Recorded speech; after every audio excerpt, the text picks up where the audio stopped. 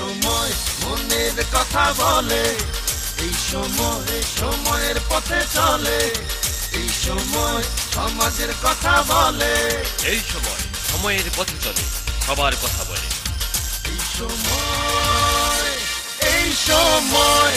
আমি Azizur Rahman Selim, Dhaka metropolitan police, ঢাকার কামরাঙ্গীরচর থানার অফিসার ইনচার্জ। আপনার আমার সকলের প্রিয় মানুষ, প্রিয় ব্যক্তি জনাব মোহাম্মদ সাইফুল ইসলাম BPM। আমি এখন তার সঙ্গে কথা বলবো আইন শৃঙ্খলার বিষয় নিয়ে। আপনাদের কামরাঙ্গীরচরের 3টি ওয়ার্ড, এই 3টি ওয়ার্ডের প্রায় 17 থেকে 18 লক্ষ লোক বসবাস করছে। এখানে বিভিন্ন ব্যাংক এবং শপিং মল, বিভিন্ন বাজারগুলিতে আছে। আপনারা কিভাবে তাদেরকে নিয়ন্ত্রণ করছেন এবং পুলিশ টল পুলিশগুলি কোথায় কোথায় রেখেছেন, যা মানুষের যাতে কোনো দুর্ঘটনা ঘটার আগে যাতে তারা সতর্ক থাকে এবং তাদের কোনো জানমাল নিরাপত্তা থাকে? আপনি কিভাবে এই বিষয়গুলি দেখছেন নাকি এড়িয়ে যাচ্ছেন, নাকি আপনারা কি পদক্ষেপ নিচ্ছেন? ধন্যবাদ আপনাকে সুন্দর একটা প্রশ্ন করার জন্য। নিরাপত্তার বিষয়টি এটি পুলিশের রুটিন ওয়ার্ক, পুলিশের এক্সট্রা নিরাপত্তার বিষয়টি থাকে। তারপরেও আমাদের বর্তমানে ডিএমপির মাননীয় পুলিশ কমিশনার মহোদয় অন্যান্য বছরের তুলনায় এবার যেন সব বছরের চেয়ে আরও অধিক নিরাপত্তা থাকে, সাধারণ জনগণ যেন তারা নিরাপত্তা বোধ করে এবং তারা যেন স্বাচ্ছন্দ্যে কেনাকাটা করতে পারে, ব্যবসা বাণিজ্য করতে পারে, এই বিষয়ে অধিক গুরুত্ব দিয়েছেন।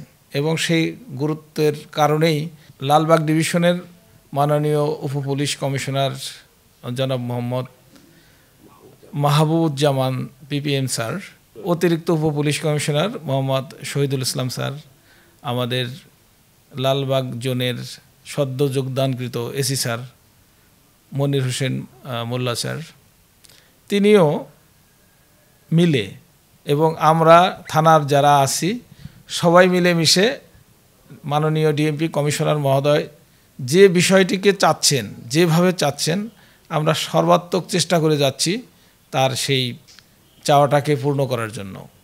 তিনি সবসময়, এবার আপনারা জানেন একটা ব্যতিক্রমধর্মী অনুষ্ঠান করেছেন আমাদের মাননীয় পুলিশ কমিশনার স্যার, এবং সেই ইয়ের মধ্যে স্লোগান ছিল যে সেবা এবং সদাচার, এটা ডিএমপির অঙ্গীকার। আমাদের গত যে 49তম প্রতিষ্ঠা বার্ষিকী গেল, সেখানে মাননীয় পুলিশ কমিশনার স্যার অতিরিক্ত একটা বিষয় দেখিয়েছেন জনগণকে। সেটা একদম 1 থেকে কলেজের ছাত্রদের মাঝে চকলেট বিতরণ করেছেন এবং সেখানে রেসপন্স কার্ড দিয়েছেন। সেই রেসপন্স কার্ডের মূল বিষয়টা ছিল প্রকৃতপক্ষেই পুলিশ সম্বন্ধে সাধারণ জনগণের মনোভাব কী, প্রকৃতপক্ষেই তারা পুলিশের সেবা পাচ্ছে কিনা সেটা সরাসরি স্যার যেন জানতে পারেন। এবং সেখানে একটি রেসপন্স কার্ডের ব্যবস্থা করেছিলেন যাতে জনগণ, এলাকার জনগণ তাদের মনোভাব জানাতে পারে। কার্ডের মধ্যে লেখা ছিল, সেটার মূল প্রতিপাদ্য ছিল সেবা এবং সদাচার ডিএমপির অঙ্গীকার। তো আমরা স্যারের এই চাওয়াটাকে শতভাগ রূপ দিতে চেষ্টা করছি এবং মানুষ যেন সর্বোচ্চ সেবাটাই পায় এবং আমাদের কাছ থেকে সদাচার, ভালো আচরণ যেন পায়, এটি যেন ডিএমপির প্রকৃতপক্ষেই অঙ্গীকারে পরিণত হয়, আমরা সর্বাত্মক চেষ্টা করে যাচ্ছি সেই বিষয়টা নিয়ে। আপনার 3টি ওয়ার্ডে 55, 56, 57 নং ওয়ার্ডে, এই 3টি ওয়ার্ডের আপনার আইন শৃঙ্খলার পরিস্থিতি কেমন এবং কিভাবে নিয়ন্ত্রণগুলি করছেন আপনার অফিসার ইনচার্জ হিসাবে? কামরাঙ্গীরচর থানা এলাকার আইন শৃঙ্খলা খুবই ভালো আছে। অ্যাজ এ অফিসার ইনচার্জ হিসাবে আমি খুব স্যাটিসফাইড, কারণ এইখানে এই পর্যন্ত তেমন কোনো ঘটনা ঘটেনি। আপনারা জানেন যে কামরাঙ্গীরচর ভৌগোলিক কারণেই কামরাঙ্গীরচরের 3 দিকে পানি আর একদিকে হচ্ছে স্থল। তো সেই হিসেবে পুরা কামরাঙ্গীরচর থানা এলাকাকে সুরক্ষিত করার জন্য 4টা মোবাইল কাজ করে। আমার এই থানার পক্ষ থেকে 4টা মোবাইল কাজ করে। এছাড়া তাৎক্ষণিক রেসপন্স করার জন্য কুইক রেসপন্স টিম আছে, হোন্ডা মোবাইল আছে, বিশেষ অভিযান টিম আছে, যাতে তাড়াতাড়ি মানুষ একটা বিষয়ে যে কোনো বিষয়ে পুলিশি হেল্প চাইলে সাথে সাথে যেন 5 মিনিটস মোর দেন 10 মিনিটসের মধ্যে অ্যাটেন্ড করতে পারে, এবং এ পর্যন্ত সেটা করে যাচ্ছে। এখন পর্যন্ত আমি দাবি করি ভালো আইন শৃঙ্খলার পরিস্থিতি পুরাই নিয়ন্ত্রণে আছে, এবং সেক্ষেত্রে বিক্ষিপ্ত কোনো ঘটনাও এখানে পর্যন্ত ঘটেনি। কামরাঙ্গীরচর এরিয়াতে আপনার কিশোর গ্যাং বিভিন্ন অলিগলিতে আপনার গড়ে উঠেছে ব্যাঙের ছাতার মতন। তো আমার প্রশ্ন হলো যে আপনি অফিসার হিসাবে যথেষ্ট সুনাম অর্জন করেছেন, আপনি এটাকে কিভাবে দেখছেন? পদক্ষেপ নিচ্ছেন নাকি এড়িয়ে যাচ্ছেন? এখানে প্রায় 70% নিম্ন আয়ের মানুষ বসবাস করে। নিম্ন আয়ের বসবাস করে এবং পুরা ঢাকা শহরের যত নিম্ন আয়ের মানুষ আছে তাদের আবাসস্থল হচ্ছে কামরাঙ্গীরচর। তো সেখানে এই নিম্ন আয়ের মানুষগুলোর মধ্যে কিন্তু অপরাধ প্রবণতাও বেশি থাকে। তাদের ছোট ছোট বাচ্চা ছেলে যারা কিশোর অপরাধী হিসাবে আপনারা জানেন, এখানে অনেক হিউজ পরিমাণ কিশোর অপরাধী আছে। তো এখানে সেই কিশোর অপরাধীদের তো শুধু গ্রেপ্তার করে কন্ট্রোল করা যাবে না, তার জন্য আমি আগের থেকেই আমার যে বিষয়টি আছে সেটা হলো আমি প্রতি শুক্রবারের নামাজ আমার এলাকায় আদায় করি, এবং সেই শুক্রবারের নামাজের যে আদায়ের ক্ষেত্রে কতগুলো কমন মেসেজ দিয়ে থাকি। সেই মেসেজের মধ্যে যেমন মাদকদ্রব্য থাকে, সেখানে জুয়া থাকে, এবং কিশোর অপরাধ সম্পর্কে আমার একটা মেসেজ থাকে। সেখানে সচেতনতামূলক কিছু কথা আমি বলি, কারণ এটা একটা সামাজিক ব্যাধির মতো হয়ে গেছে। এখানে যদি গার্জেন বা সমাজের লোক যদি সচেতন না হয়, পুলিশ শুধু হাজার হাজার এসব গ্রেপ্তার করে কন্ট্রোল করতে পারবে না। তো আমি এখানেও এই মেসেজগুলো সম্বন্ধে জনগণকে সচেতন করার চেষ্টা করি, এবং একই সাথে যেমন কিশোর অপরাধীদের দেখবেন যে মন মানসিকতা চেঞ্জের জন্য তারা মাথার মধ্যে বিভিন্ন ধরনের চুলের হেয়ার কাটিং দিয়ে থাকে, সাইডে র্যাক কাটে, একটু চামড়া পর্যন্ত বের করে ফেলে, মাঝখানে একটু ইয়ের মতো রাখে, লম্বাটে করে একটু রাখে। তো সেগুলো দিয়ে তারা মানসিকভাবে একটু চান ফিল করে, 20-30টা ছেলে এক জায়গা হয়ে মনে করে তারা। তো এটি যেন তাদের মনের থেকে দূর হয়, সে কারণে আমি আমাদের কামরাঙ্গীরচরে প্রায় 500 সেলুনের মতো আছে। সেই সেলুনে যারা কাজ করে, যারা মালিক, তাদের নিয়ে আমি একটা সমন্বয় একটা সভার আয়োজন করেছি ইতিমধ্যেই, এবং সেখানে মালিক এবং যারা চুল কাটে কারিগর তাদের আমি অনুরোধ করেছি তারা যেন এই বয়সী উঠতি বয়সী যারা 18-র নিচে যারা এইসব বয়সী যারা কিশোর আছে, শিশু কিশোর আছে, তাদের জন্য এই ধরনের চুলের কাটিং না দেয়। স্বাভাবিক 8-10টা লোক আমরা যেভাবে চুলের কাটিং দিই তাদেরও উৎসাহিত করছি যেন তারা জানি এতে দেয়। এতে তাদের মানসিকতা অনেকটা চেঞ্জ হয়ে যাবে।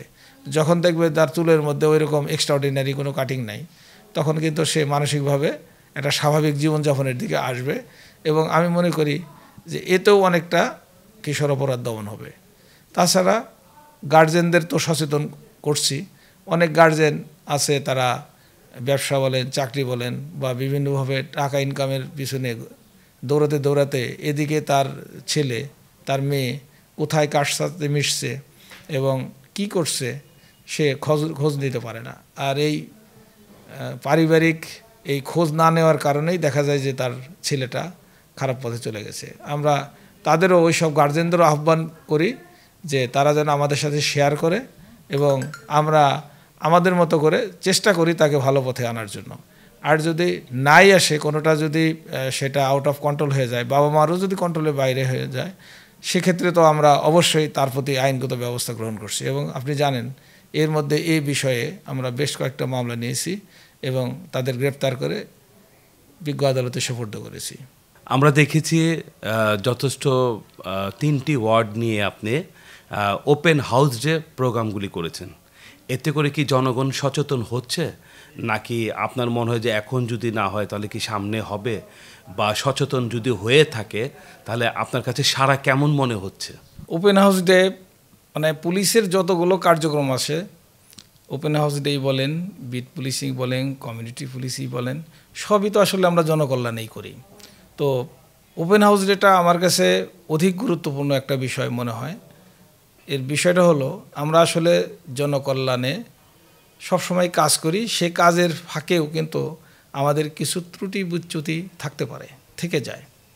তো সেক্ষেত্রে জনগণের তুলনায় যেহেতু আমাদের পুলিশের সংখ্যা অতি নগণ্য, সেক্ষেত্রে আমরা যে শতভাগ সেবা যে দিতে পারছি বিষয়টা কিন্তু এমন না। তো ওপেন হাউস ডে মানে হচ্ছে ওপেন হাউস ডে। এই ওপেন হাউস ডের মধ্যে সবাই উন্মুক্ত আলোচনা করার পাবলিকদের একটা সুযোগ থাকে। তো সেক্ষেত্রে আমরা সব শ্রেণী পেশার মানুষদের দাওয়াত করি, আহ্বান করি এবং তাদের উন্মুক্ত আলোচনা করার সুযোগ দিই। এতে করে আমরা যে সেবাগুলি দেই, পুলিশি যে সেবাগুলো আমরা দেই সাধারণ জনগণকে, সেগুলোর মধ্যে যদি কোনো ত্রুটি বিচ্যুতি থাকে, সেই ত্রুটি বিচ্যুতিগুলো তারা উন্মুক্ত আলোচনার মধ্যে বলতে পারেন। এবং এই ওপেন হাউস ডেতে যেহেতু আমাদের ঊর্ধ্বতন কর্মকর্তারা থাকেন, আমাদের সিনিয়র লেভেলের অফিসাররা থাকেন, তো সেক্ষেত্রে তাদের কাছেও সরাসরি আমাদের ত্রুটি বিচ্যুতিগুলো বলার তারা সুযোগ পায়। এতে করে আমরা আসলে যদি ভুল ত্রুটি থেকেই থাকে, মানুষ থাকতেই পারে, সেক্ষেত্রে শুধরে আরও ভালো সেবা দিতে পারি। আমাদের মাননীয় পুলিশ কমিশনার মহোদয় যেহেতু সব সময় এই বিষয়টা বলেন যে পাবলিকের সাথে পুলিশের একটা ভালো একটা নিবিড় সম্পর্ক থাকবে, এবং যদি সেই সম্পর্কটা যদি স্থাপন করা যায় তাহলেই মানুষ সবচেয়ে ভালো সেবাটা পেতে পারে। এবং স্যারের যে স্লোগান আমাদের 49তম প্রতিষ্ঠাবার্ষিকীতে যেটা ছিল, সেবা এবং সদাচার, সেই বিষয়টা পরিপূর্ণ হবে। তো সেক্ষেত্রে যদি ওই বিভিন্ন ত্রুটি বিচ্যুতিগুলো মানুষ তুলে ধরে, সেগুলো আমাদের সিনিয়র অফিসাররা ও বিষয়ে আমাদেরকে আরও তদারকি করেন, সুপারভিশন করে তাদের দিক নির্দেশনা দেয়, এবং আমরাও কিন্তু সেগুলি সংশোধন করে আগামীর দিনে আরও বেটার সেবা দেওয়ার চেষ্টা করি এবং দেই। এতে করে প্রকৃতপক্ষেই মানুষ যেন উপকৃত হতে পারে এবং এলাকায় যেন শান্তিপূর্ণভাবে বসবাস করতে পারে, সুখে শান্তিতে থাকতে পারে, সেটা নিশ্চিত করা যায়। আপনার কামরাঙ্গী চরের 4টি ব্রিজ, তো এই 4টি ব্রিজের ভিতরে আপনার প্রতিদিনই লোক আসা যাওয়া করছে। এখান থেকে প্রায় সময় আমরা শুনি যে অনেক সময় চুরি ছিনতাই হচ্ছে, আবার অনেক সময় দেখা গেলো কারোর মোবাইল নিয়ে গেল, কেউ ব্যাগে একটা টান দিয়ে নিয়ে গেল।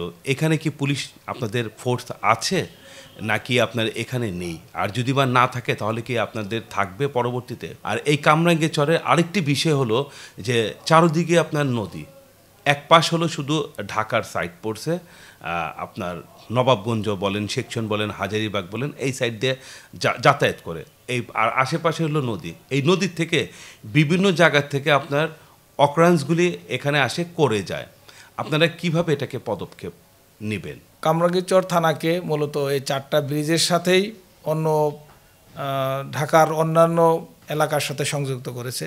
এখানে প্রতিনিয়তই লক্ষ লক্ষ লোকজন আসা যাওয়া করে। বিশেষ করে সেকশন ব্রিজ এবং লোহার ব্রিজ, এখানে প্রচুর পরিমাণ একটা গ্যাদারিংয়ের সৃষ্টি হতো এবং একটা ক্রাউডের সৃষ্টি হতো।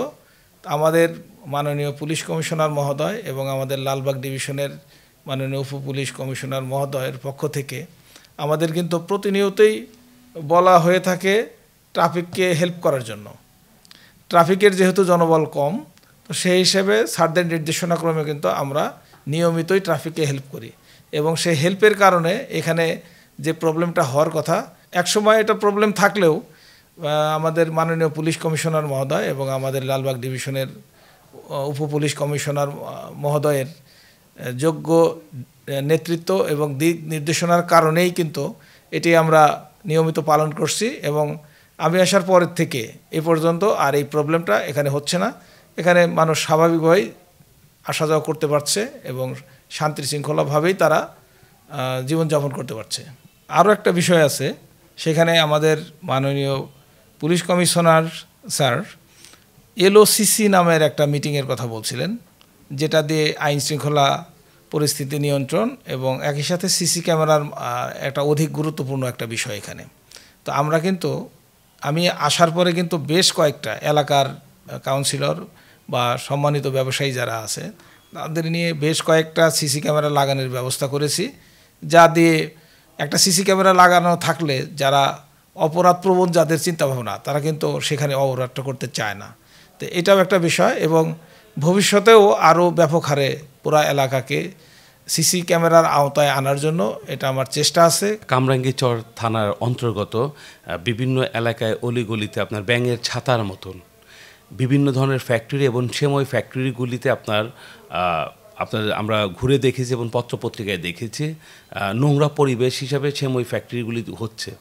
আপনারা কি পদক্ষেপ নিচ্ছেন?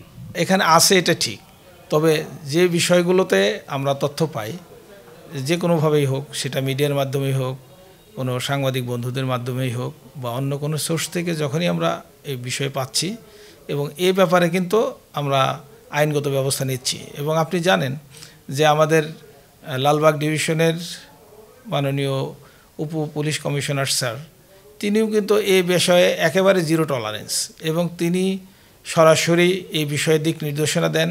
আমি আমার জোনের এডিসি স্যার, আমার এসি স্যার, তাদের সাথে নিয়ে একসাথে অভিযান পরিচালনা করি এবং এর আগে বেশ কয়েকটি আমাদের এডিসি স্যার এবং এসি স্যারের নেতৃত্বে অভিযান পরিচালিত হয়েছে। আমি নিজে উপস্থিত থেকেছি।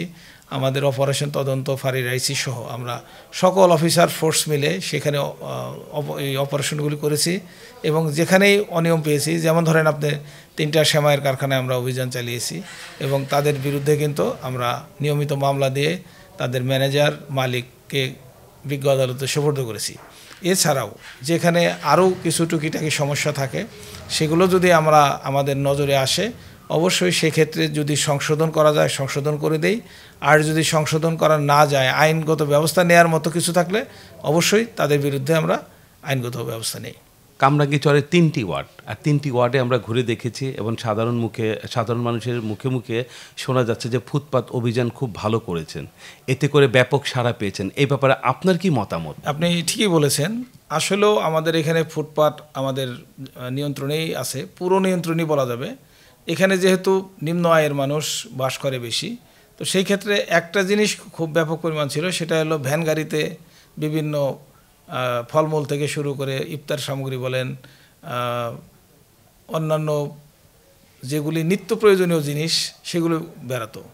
আমাদের মাননীয় পুলিশ কমিশনার মহোদয় এবং আমাদের লালবাগ ডিভিশনের উপ পুলিশ কমিশনার স্যার, আমাদের এডিসি স্যার, আমাদের জোনাল এসি স্যার, তারা সবাই চান এবং তারা নিজেরাও এই বিষয়টার সাথে মনোপ্রাণে ওতপ্রোতভাবে জড়িত থেকেই আমরা সম্মিলিতভাবেই এটাকে নির্মূল করতে সক্ষম হয়েছি।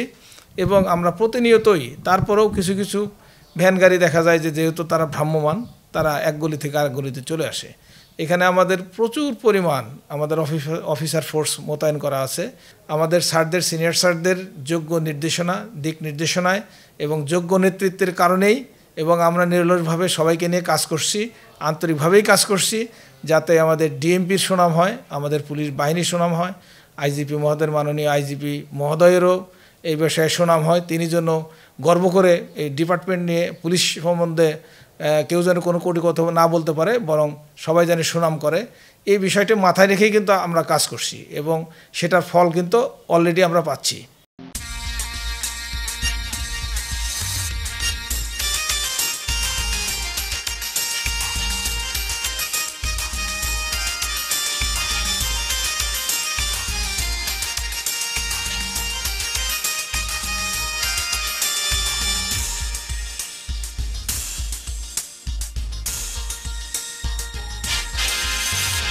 মনের কথা বলতে যে চাই নাই দ্বিধা সংশয়, হচ্ছেটা কি চারিদিকে দেখুন এই সময়ে ডাইনে পায়ে চলছে হরেক ঘটনা, বহুযুগী রাজনীতি আর শিক্ষা জীবন ভাই, আজ মানুষের স্বপ্নগুলি স্বপ্নই থেকে যায়, এই অনিয়ম আর অসঙ্গতি করতে হবে জয়। এই সময় মনের কথা বলে, এই সময় সময়ের পথে চলে, এই সময় সমাজের কথা বলে, এই সময় সময়ের পথে চলে, সবার কথা বলে। এই সময়